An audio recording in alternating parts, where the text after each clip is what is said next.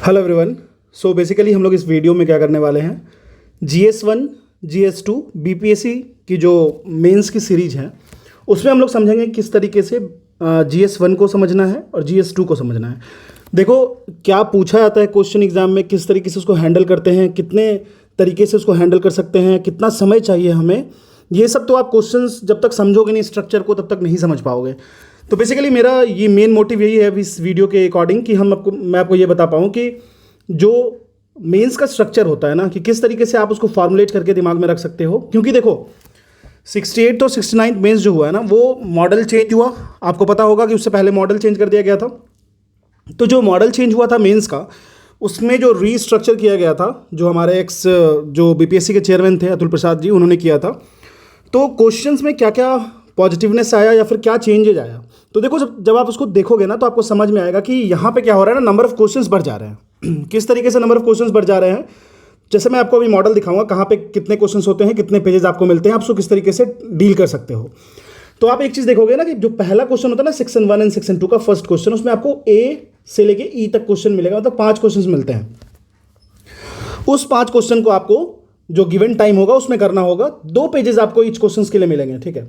और ये जो क्वेश्चन होगा ना, जो BPSC मेंस का क्वेश्चन प्रोवाइड किया जाता है, वो QCAB फॉर्मेट में होता है, ठीक है। QCAB फॉर्मेट कहने का मतलब क्वेश्चन कम आंसर वे बुकलेट के फॉर्म में मिलता है, मतलब क्वेश्चंस ऑलरेडी उस पर प्रिंटेड होंगे and then you have to write the answer within the given space, ठीक है। तो उस स्पेस में आपको लिखना होगा। अब देखो ये बात है ना कि अगर आप सिर्फ और सिर्फ प्रीलिम्स की तैयारी करके जाओगे या सिर्फ और सिर्फ प्रीलिम्स करोगे तो आपके लिए बहुत ही मुश्किल हो जाएगा, ठीक है। तो एक काम करते हैं, थोड़ा थोड़ा मेंस का भी देख लेते हैं। देखो जब हम लोग GS1 के मॉडल को देखेंगे तो आपको ये समझ में आएगा ना कि क्वेश्चंस आपको टोटल जो GS1 का मॉड्यूल होगा उसमें पहले समझो कि उसमें सेक्शन 1 की बात कर लेते हैं हम लोग। सेक्शन 1 जो होगा उसका जो क्वेश्चन नंबर 1 होगा वो कंपलसरी क्वेश्चन है, आपको करना ही करना है। वो 38 मार्क्स का क्वेश्चन होता है। वो जो क्वेश्चन होता है वो शॉर्ट क्वेश्चंस होते हैं और इसमें आपको ऑप्शंस नहीं मिलेंगे, मतलब जैसे जो क्वेश्चन दिया गया वो करना ही पड़ेगा। इसमें आपको मल्टीपल ऑप्शंस नहीं मिलेंगे कि एक क्वेश्चन के साथ और दूसरा क्वेश्चन भी आप कर सकते हो या नहीं कर सकते हो, ठीक है।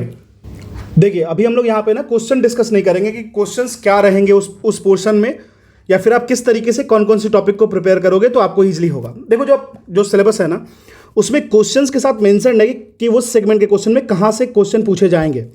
जैसे क्वेश्चन नंबर 1 की अगर हम लोग बात कर ले तो compulsory question A to E करना होगा आपको, जिसमें ABC जो शुरू के 3 क्वेश्चन होंगे, या फिर 3 क्वेश्चन उसमें जो होंगे ना वो 8 मार्क्स के होंगे और 2 क्वेश्चन होंगे 7 नंबर के होंगे। तो 3 क्वेश्चन 8 into 3 24 एंड 7 into 2 14। तो इसको करोगे तो आप 38 मार्क्स आपको निकल के आ जाएगा हाथ में, ठीक है। हर एक क्वेश्चन के लिए 2 पेजेस आपको दिए जाएंगे, उस दो पेज में ही आपको सॉल्व करना है। और जो क्वेश्चन नंबर 1 होगा या सेक्शन 1 होगा वो modern Indian history, Indian art and culture को कंसिस्ट करता है। मॉडर्न इंडियन हिस्ट्री और इंडियन आर्ट एंड कल्चर को इंक्लूड करने का मतलब इसमें बिहार का सेगमेंट भी आपको देखने को मिल जाएगा, ठीक है। इसी के साथ अगर हम लोग क्वेश्चन 2 की बात करें, ये 38 मार्क्स का होगा। क्वेश्चन 3 38 मार्क्स का होगा। लेकिन क्वेश्चन 2 और 3 में क्या डिफरेंस है ना, basic difference between question 2 and 3 ये है कि आपको ये जो क्वेश्चन होंगे यहाँ 2 क्वेश्चन होंगे, ठीक है। इधर A और B, इन दोनों में से कोई एक सेलेक्ट करना होगा आपको, ठीक है। तो आपके पास यहाँ पे 50% प्रोबेबिलिटी है कि आप दोनों में से कोई क्वेश्चन सेलेक्ट करोगे और देन उसको सॉल्व करोगे।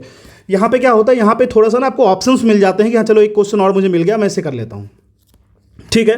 क्वेश्चन नंबर 3 38 मार्क्स का होगा। ये भी modern Indian history art and culture वाले पार्ट से होगा और इसमें आपको लगभग 4.5 पेज 5 पेज समझ लो, 4.5 पेज आपको लिखने होंगे, 4.5 पेज के आसपास आपको स्पेस मिलेगा, ठीक है। तो 4.5 पेज यहाँ पे आपको मिलने वाला। ये हमारा सेक्शन 1 हो गया, GS1 का सेक्शन 1।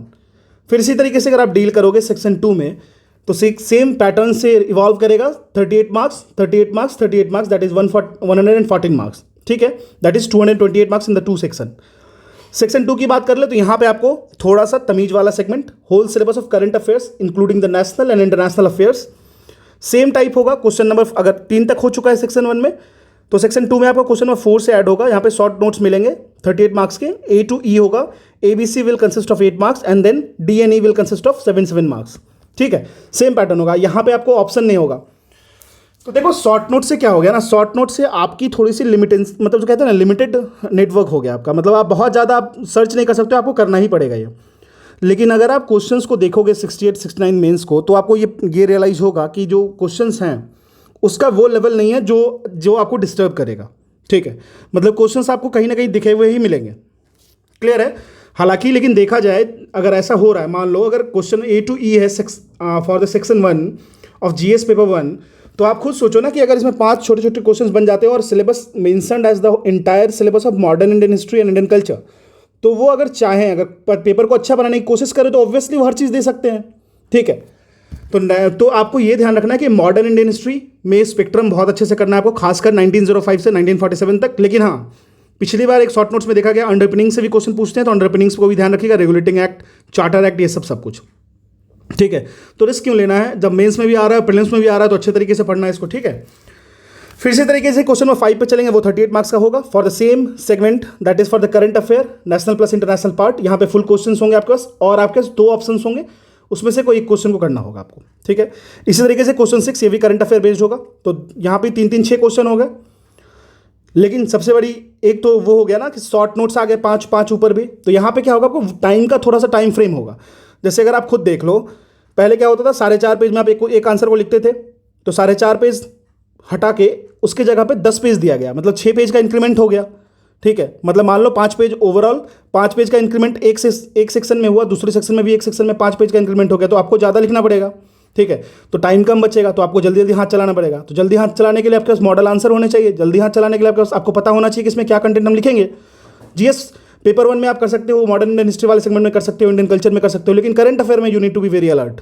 ठीक है, तो इसीलिए मैंने आपको जो करंट अफेयर में बताया है, जो मैंने ऑलरेडी आपको बता रखा है कहाँ से करना है, इसीलिए मैं बोलता हूँ विजनाइज से करो, इसलिए मैं बोलता हूँ कि उसकी इस पोर्शन को करो। सबसे पहले अगर आप देखोगे तो पॉलिटी को कर लोगे, फिर इकोनॉमी कर लोगे, फिर इंटरनेशनल रिलेशन को कर लोगे, बहुत अगर आपके पास टाइम बचता है तो इन्वायरमेंट कर लोगे। ठीक है, तो इससे आपको ना ये सब सेगमेंट तंग नहीं करेगा, एकदम तंग नहीं करेगा। और एक चीज़ और है, बहुत ही कैची रहता है, आपको पता, आप इजीली इसको पता कर सकते हो कि कहाँ से आने वाला है क्वेश्चन। ठीक है, अगर आप आसपास के करंट अफेयर पे फोकस रखते हो, ध्यान रखते हो, तो आप इजीली इसको करके जाओगे। ठीक है, अब आता है हमारा सेक्शन 3। बहुतों के लिए तो ये एकदम कपकेक है, लेकिन बहुतों के लिए नाइटमेयर। ठीक है, क्योंकि ये स्टैटिस्टिक वाला पोर्शन है, मैथ से बहुत लोग डरते हैं। लेकिन मैं आपको एक चीज़ सजेस्ट करता हूँ, अगर आपके पास परसेंटेज, अगर आपके पास ratio, percentage ratio, and then अगर आपको पाई चार्ट के बारे में समझ है, पाई चार्ट के बारे में समझ है, बार चार्ट के बारे में समझ है, तो आप इजीली इस क्वेश्चन को कर जाओगे। इससे ज़्यादा आपको मैथ्स की रिक्वायरमेंट नहीं है इस क्वेश्चन में। और मैं मजाक नहीं कर रहा हूँ, आप क्वेश्चन उठाना देखना, इवन बहुत ही बेसिक, अगर कोई ग्रेजुएट कर रखा है या 12th के बच्चा भी है ना, 12th का भी कोई एस्पिरेंट है, उसको भी बुलाओगे, मैं उसको एक बार समझा दूँ क्वेश्चन, वो इजीली कर जाएगा। ठीक है, एक तो ये बेसिक मैथ्स है, बेसिक मैथ्स कहने का मतलब वही जो जोड़ घटाव गुना भाग वाला। उसके बाद अगर आप परसेंटेज और रेशियो को अच्छे से कर लोगे, परसेंटेज और रेशियो अच्छे से करना है ना आप, तो आदित्य रंजन सर एक है, उनकी प्लेलिस्ट पे चले जाना, वहाँ पे जाके परसेंटेज और रेशियो कर लेना, फिर आपको बहुत कॉन्फिडेंट हो जाओगे। और डेली एक क्वेश्चन, DI की PYQ से डेली एक क्वेश्चन लगाओ आप, धीरे धीरे करके 25 दिन में, मतलब 25 दिन में मैक्सिमम आप कॉन्फिडेंट हो जाओगे कि चलो यार ये 72 मार्क्स में तो मेरे हाथ से कहीं नहीं जा रहा है। ठीक है, तो ये हो गया स्टैटिस्टिक पार्ट, तो ये हमारा GS1 हो गया। तो GS1 को थोड़ा सा जो वेरिएशंस आया ना, वो शॉर्ट क्वेश्चंस के थ्रू आए हैं। ठीक है, मैं अभी आपको दिखाता हूँ शॉर्ट क्वेश्चंस में क्या क्या पूछा गया था। पहले GS2 को एक बार डिस्कस कर लेते हैं, फिर हम लोग क्वेश्चन पेपर पे डिस्कस कर लेंगे। एक क्वेश्चन 68 का मैं मॉडल दिखा दूंगा आपको, ताकि आपके लिए आसान रहे, आप इसको आराम से कर सको। ठीक है, तो देखो अगर हम लोग GS2 की बात कर ले, same pattern, same model, section 1, section 2, section 3। Section 1 will consist of 3 questions. You have to do 3 questions from section 1 for the same, and for the GS paper section 2 for GS2 वहाँ भी आपको 3 questions करने पड़ेंगे। जो पहले GS paper 1 के section 1 में है, वो आपको इंडियन पॉलिटी से आएगा। इंडियन पॉलिटी के लिए एकदम कुछ भी नहीं सोचना है, एम लक्ष्मीकांत पढ़ के जाना अच्छे से। एम लक्ष्मीकांत कर लोगे तो ये देखो UPSC नहीं है जो आपको डिस्टर्ब करेगा, ये BPSC, यहाँ पे आप इजीली क्वेश्चन करके चले जाओगे, बहुत ही आसान तरीके से कर लोगे इस क्वेश्चन को। ठीक है, जैसे जुडिशियल एक्टिविज्म हो गया, फिर जैसे UCC हो गया, फिर इसी तरीके से बहुत सारी चीज़ें होती हैं, जैसे मान लो कि MP डिस्क्वालिफिकेशन हो गया, फिर हॉर्स ट्रेडिंग हो गया, डिफेक्शन हो गया, बहुत सारी चीज़ें ऐसी हैं जो आपको पता है, लेकिन आपको चीज़ों को फैक्ट को रखना पड़ेगा, तभी आप इस पोर्शन को कर पाओगे। ठीक है, तो यहाँ पे भी ABCDE and then you will have to solve 8x3 + 7x2। ठीक है, और 2 पेज ईच मिलेंगे आपको। फिर इंडियन पॉलिटी का फुल सिलेबस है तो आपको पता ही है। क्वेश्चन 2 में इंडियन पॉलिटी आपको 2 क्वेश्चंस मिलेंगे, जिसमें से एक क्वेश्चन करना है, 38 मार्क्स का होगा, 4.5 पेज आपको करने होंगे। ठीक है, और एक चीज़ और याद रखो, देखो मैंने देखा है ऐसे बहुत सारे इवन जो एग्जाम भी क्वालिफाई किए हैं, वो पूछते हैं कि आप कितने पे पेज भर के आए हो। देखो ऐसा नहीं करना होता है, देखो। लेकिन अब ये भी कहते हैं ना कि कन्फ्यूजन है, डिलेमा है, क्योंकि जो कॉपी चेक करते हैं ना, मैंने 1-2 कॉपी ऐसे देखे हैं BPSC के, जहाँ पे कंटेंट कुछ और पूछा गया है, बच्चे कुछ और लिखे और मार्क्स अच्छा लेके आए हैं। ठीक है, तो जो मेंस की कॉपी होती है वो भगवान भरोसे होता है, सबसे फोमोस्ट चीज़ आपको जो करना है वो उसकी प्रेजेंटेशन पे आपको फोकस करना है, अच्छे तरीके से उसको रिप्रेजेंट करना है, अच्छे तरीके से रिप्रेजेंट करना है, क्वालिटेटिव चीज़ों को लिखना है। फिर उसके बाद जो चीज़ें आपको लगता है कि क्वेश्चन में पूछा गया है बार बार रिपीटेडली, उसको अंडरलाइन करना है, उसको शो करना है कि देख लो भाई ये मैं बता रहा हूँ जो आप पूछे हो। ठीक है, जैसे मैंने एक ऐसे पेपर देखा, ठीक है, बहुत ही अच्छा लिखा हुआ था hand writing wise, representation wise. उसमें उन्होंने क्या किया था ना कि वो पेपर मैं शेयर कर दूंगा अगर आप बोलोगे तो। उसमें उन्होंने क्या किया ना कि मैं पेपर की जब फर्स्ट क्वेश्चन को देखा तो मुझे लग गया ना कि इनका जो ऑप्शनल है इन यूपीएससी वो श्योर मतलब 100% ही और सी जो कॉपी है जिनका भी वो सोशियोलॉजी है उनका, क्योंकि वो ना हर बार किसी न किसी ऑथर को डिक्टेट कर रहे थे। लेकिन उनको मार्क्स कितना मिला? मार्क्स मिला है उनको 63 for one question, that is 100 out of 63, मतलब 63 मिला है आउट ऑफ 100। फिर इसी तरीके से 63 दूसरे क्वेश्चन में मिला है, मतलब वो उससे आराम से वो इसलिए पास कर गया है, मतलब वो 180 मार्क्स है उनको एसए में, तो अच्छा मार्क्स है, बहुत अच्छा मार्क्स है। तो इनसे उनको क्या फ़ायदा हुआ? देखो बीपीएससी में ना आप यूपीएससी वाला क्रीम नहीं यूज़ कर सकते हो, ठीक है। इतना आपको समझना होगा कि even though you are using sociology as a base but you can write ऐसे in that format also, so आपको डिस्टर्ब होने की जरूरत नहीं है, तो वहाँ पे उसको इस तरीके से लिख सकते हो, ठीक है। और एक दो चीज़ होती है, कभी कभी होता है ना कि कभी कोई ऐसा आदमी मिल गया कॉपी चेक करने वाला जो साफ मतलब थोड़ा सा पैदल है, तो वो भी आपकी अच्छी खासी कॉपी को बर्बाद कर देता है, ठीक है। तो आप उसके लिए डिसर्टेड नहीं होना है, बहुत सारे हैं। और देखो एक तो गैम्बल हो ही जाता है मेंस में, जहाँ पे बहुत अच्छे कॉपी चेकर्स नहीं है, या फिर अब देखो आप खुद सोचो ना, 400-500 रुपये अगर मिल रहा है एक कॉपी का चेक करने को आपको, तो आप 42-45 पेज कैसे चेक करोगे हर कॉपी को? तो आपकी एक्सपीरियंस काम आएगी, ठीक है। ठीक है, इसी तरीके में क्वेश्चन 3 इंडियन पॉलिटी से 38 मार्क्स का हो जाएगा। सेक्शन 2 में आपको इंडियन इकोनॉमी एंड जियोग्राफी, लेकिन आपको ध्यान रखना है बिहार से के कॉन्टेक्स्ट में ज़्यादा इकोनॉमी को वो इंटर करते हैं, तो बिहार कॉन्टेक्स्ट में जियोग्राफी और इकोनॉमी करना है। जियोग्राफी वाला जो पोर्शन होगा वो आपको आराम से 11-12 की जियोग्राफी से हो जाएगा। और इंडियन इकोनॉमी आपको पता ही है, बहुत सारे सोर्सेस है, मैंने ऑलरेडी बताया है। मुंडाल सर की हैंड आउट से कर लेना, वीडियो मत देखना, वीडियो बहुत ही ज़्यादा लेंदी है, बहुत ज़्यादा टाइम पास है। मुंडाल सर की हैंड आउट से कर सकते हो या फिर खुद का जो नोट्स होगा उससे कर सकते हो, ठीक है। Question 4 Indian economy geography of India से रहेगा, 38 मार्क्स का कंपलसरी क्वेश्चन रहता है। क्वेश्चन देखोगे तो ज़्यादा समझ में आएगा, मैंने आपको मॉडल बता दिया, क्वेश्चन मैं दिखा देता हूँ, ठीक है। इसी तरीके से GS1 की दिखा दूंगा, बाकी काम कर लेना खुद से। फिर question 4 Indian economy and geography, question 5 Indian economy same रहेगा, क्वेश्चन 4, 5 एंड 6, ठीक है। अब देखो सेक्शन 3 में साइंस एंड टेक आता है। देखो साइंस एंड टेक करने का सबसे आसान तरीका है मेंस 365 ऑफ विजन IAS, ठीक है। उससे ज़्यादा करने की जरूरत नहीं है, मेंस 365 ऑफ विजन IAS कर लेना एक बार, क्योंकि अब प्रीलिम्स में भी कुछ क्वेश्चंस देखने को मिलते हैं, तो आपको वहाँ पे बेनिफिट हो जाएगा। क्वेश्चन नंबर मतलब जो impact of science and tech होता है इंडियन डेवलपमेंट कॉन्टेक्स्ट में, वो आप देख सकते हो। साइंस एंड टेक का context in context with the Bihar agricultural space, साथ में ही बायोटेक्नोलॉजी, फिर साथ में ही मेडिकल फील्ड वाला जो होता है डिफेंस, क्योंकि एक डिफेंस का क्वेश्चन पूछा था इसरो वाला, अगर आपको याद होगा 68 मेंस अगर आप दिए होगे तो साइंस एंड टेक, डिफेंस, फिर आपको हो गया बायोटेक, हो गया नैनोटेक, हो गया, ये सब कर लेना है आपको, ठीक है। इसी तरीके से यहाँ पे 2 क्वेश्चन रहेगा, तो 3-3-2, लेकिन जो 3-3-2 है उसमें पहला जो रहेगा सेक्शन 1 सेक्शन 2 का, उसमें 5-5 क्वेश्चन रहेंगे, तो क्वेश्चन बहुत सारे हो जाते हैं। अगर आप प्रैक्टिस नहीं करोगे, टाइम पे नहीं लिखोगे टाइम बाउंड में, तो दिक्कतें आएंगी, ठीक है। तो उसको आपको लिखना होगा। अब देखो ऐसे की एक अलग टाइम में मैं इसको डिस्कस कर लूँगा। अगर आपको इसकी PDF चाहिए तो you can join our Telegram channel ISP simplified, you will get that this PDF there.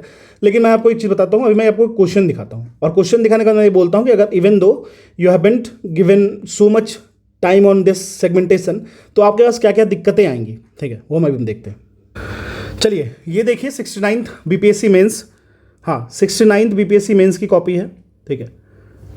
और ये GS पेपर 1 की कॉपी है, ठीक है, मतलब क्वेश्चन है GS पेपर 1 की पेपर है।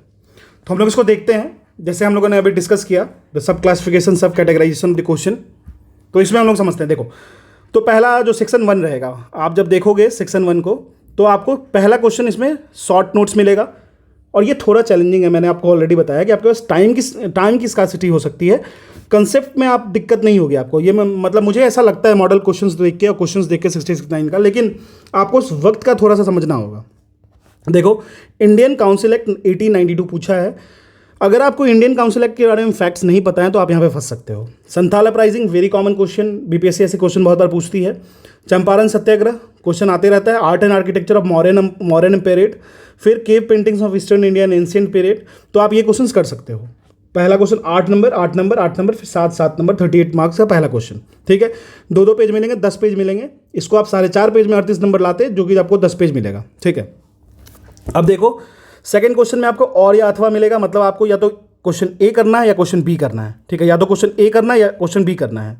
Bihar has been centre of learning and spiritualism for ancient time, explain in detail, evaluate the Champaran indigo movement and explain its impact on the Indian freedom struggle. आप इस दोनों में से दोनों कर सकते हो, इसको डिस्कस करने की जरूरत नहीं है, ठीक है।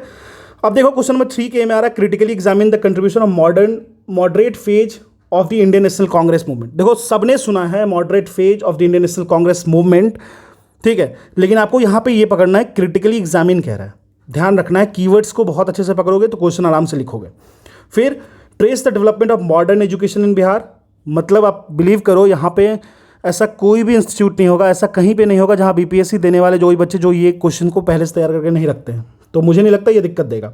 अब देखो दो चीज़ें होती हैं, ये दोनों क्वेश्चन आपके पास आया ना, तो मेजॉरिटी ऑफ बच्चे ये करेंगे मॉडर्न एजुकेशन इन बिहार, लेकिन आप कोशिश करना ये क्वेश्चन, मतलब मैं ये नहीं कह रहा हूँ कि आप अलग दिखने की कोशिश करो, लेकिन हाँ अगर आप क्रिटिकली एग्जामिन कर सकते हो चीज़ों को, आप अगर लॉजिकली एक्सप्रेस कर सकते हो चीज़ों को, थोड़ा अलग लिख सकते हो आप, ठीक है। चलिए फिर देखो इसी तरीके से सेक्शन 2 आ गया। सेक्शन 2 में क्या हो गया, क्वेश्चन नंबर 4 में फिर आपको A to E आएगा, A to E करना होगा टोटल का टोटल इसी में। अब देखो यहाँ पे क्या है, explain the concern of the supreme court of India on combating gender stereotypes. तो आप इसको देख सकते हो कि एक तो सुप्रीम कोर्ट का कंसर्न ऑन कि किस तरीके से जेंडर स्टीरियोटाइप्स को कॉम्बेट करेगा, साथ में he examine the relevance of भारतीय नागरिक सुरक्षा संहिता 2023। देखो ये तो काफ़ी न्यूज़ में था, लेकिन अगर आप विजन आइस मंथली मैगजीन पढ़ते होगे ना तो इस पर बहुत ही अच्छा एनालिसिस था 2-3 पेज का। हालांकि ये पिछले नवंबर दिसंबर से ही ये न्यूज़ आ रहा है, तो 2-3 बार आ चुका है विजन आइस के मैगजीन में, तो जो भी पढ़ते होंगे वो आराम से इसको ईजिली करके चले जाएंगे। वैसे तो बहुत कॉमन चीज़ था, जो करंट अफेयर्स में था वो सामने हो गया। फिर कह रहा है evaluate the role of artificial AI का रोल डिसीजन मेकिंग प्रोसेस में फॉर द लेजिस्लेटिव इंस्टीट्यूशंस। ये साइंस एंड टेक का क्वेश्चन हो गया। इवन दो आप बहुत ज़्यादा नहीं जानते हो कि किस तरीके से कनेक्ट करेंगे, लेकिन अगर आप AI को समझते हो तो आप इजीली कनेक्ट कर सकते हो इसको, artificial intelligence on decision making, ठीक है। फिर अगर देखोगे ग्लोबल वेज रिपोर्ट, एक रिपोर्ट पे भी क्वेश्चन आया है। फिर बेसिक प्रोविजन ऑफ FTP मतलब फॉरेन ट्रेड पॉलिसी पे 2023 की जो क्वेश्चन जो था इंडिया का, एक्सपोर्ट प्रमोशन इनिशिएटिव जो इंडिया ने लिया है, बहुत ही कॉमन क्वेश्चन है। लेकिन करंट अफेयर देखो मैं ये कहता हूँ ना कि सारे का सारा क्वेश्चन जितने भी है ना वो आप विजन की मैगजीन से कर सकते थे। तो अगर आप प्रीलिम्स में बहुत ज़्यादा एफर्ट नहीं भी लगा पा रहे हो ना तो मेंस के पर्सपेक्टिव से आप इसमें कर सकते हो। देखो मैंने प्लान तो किया था कि मंथली की मतलब होता है ना मंथ वाइज मैं बता दूं कि यहाँ से क्या पढ़ना है, यहाँ से क्या पढ़ना है, तो मैं उसको लेके आऊँगा, लेकिन अभी थोड़ा सा मैं बिजी हूँ, बट फिर भी मैं कोशिश करूँगा क्योंकि इससे बहुत फ़ायदा मिलने वाला है इन चीज़ों से। खासकर विजन की अगर पॉलिटी, इकोनॉमी और इन्वायरमेंट कर ले रहे हो आप तो बहुत ज़्यादा बेनिफिट मिलेगा। IR खास करके, अगर इन्वायरमेंट नहीं भी करते हो IR कर लोगे तो काफ़ी फायदा होगा। फिर देखो मणिपुर क्राइसिस बहुत ही ज़्यादा न्यूज़ में था उस वक्त, तो दे दिया इन्होंने। फिर से उसी तरीके से G20 की जो लीडरशिप थी इंडिया की वो काफ़ी ज़्यादा न्यूज़ में था, दे दिया इन्होंने। ये सारा तो प्रेडिक्टेड पेपर था, मतलब ये इसको तो आप इजीली प्रेडिक्ट भी कर सकते थे, ठीक है।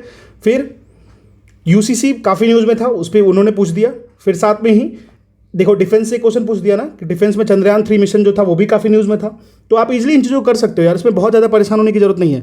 लेकिन हाँ दिक्कत क्या आएगी ना, दिक्कत आएगी इसको बनाने में with the given time frame, तो इसके लिए आपको प्रैक्टिस करनी पड़ेगी, ठीक है। फिर DI देख लो, DI तो कॉमन पूछता है। तो मेरा कहने का ये मकसद है कि आप जो है ना टाइम के साथ इसको प्रैक्टिस करने की कोशिश करो। मैंने आंसर राइटिंग के ग्रुप को ऑन किया था, लेकिन उसमें क्या होता है ना कि मेजॉरिटी ऑफ कॉपी मुझे ही चेक करनी पड़ जा रही थी, जो कि पॉसिबल नहीं है, मतलब प्रैक्टिकली पॉसिबल नहीं है, इसलिए मैंने उसको क्लोज कर दिया। क्योंकि आपस में आप लोग चेक नहीं करते हो, ठीक है। मतलब आपस में अगर आप लोग पीयर टू पीयर करोगे तो बहुत बेनिफिट होगा। मैं सच बता रहा हूँ, क्वेश्चंस मैं दे दिया करता था, लेकिन आप लोग करते नहीं हो, इसलिए मैंने उसको क्लोज कर दिया, ठीक है।